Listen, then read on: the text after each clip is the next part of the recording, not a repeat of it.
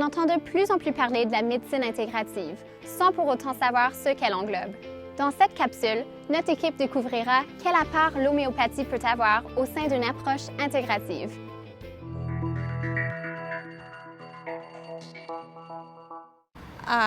Utilisé pour toutes sortes de problèmes qu'on peut avoir, mais vraiment à plus petite échelle.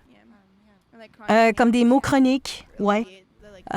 Comme soulager les maux majeurs, pas nécessairement les diagnostics généraux.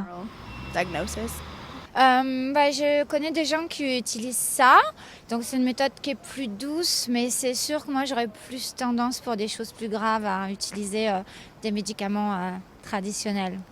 Un peu tout, mal de tête, le rhume, la fièvre, je pense un peu tout.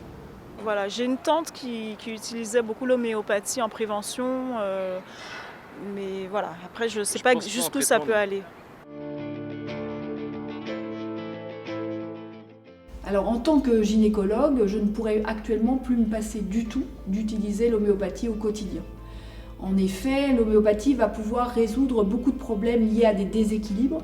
Alors on pense au déséquilibre hormonal dans les situations de syndrome prémenstruel, de périménopause, de ménopause, mais on pense aussi au déséquilibre d'une flore vaginale et le tout devenant souvent chronique, récidivant. Et là, il faut savoir que dans les mycoses récidivantes, la médecine conventionnelle est complètement démunie.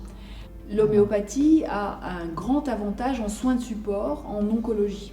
L'homéopathie va permettre d'adjoindre au traitement conventionnel des traitements, des médicaments qui vont diminuer les effets secondaires en toute sécurité.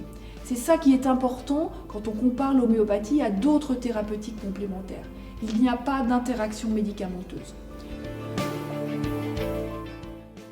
La médecine intégrative est en fait un concept qui est né aux États-Unis dans les années 1990 et qui consiste à penser qu'on peut intégrer pour le bien du patient la médecine conventionnelle qu'on nous apprend dans les facultés de médecine et les thérapeutiques complémentaires. Le tout servant à ce que le patient aille mieux ou voire même à ce que le patient ne soit pas malade. Donc on a beaucoup dans la notion de médecine intégrative cette notion de prévention qu'on oublie un petit peu de temps en temps dans la médecine conventionnelle.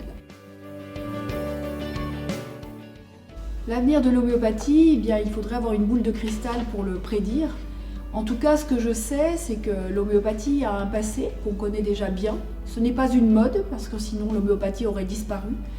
Elle est en train de diffuser cette thérapeutique homéopathique dans le monde entier, et elle va parfaitement dans la définition de la médecine intégrative.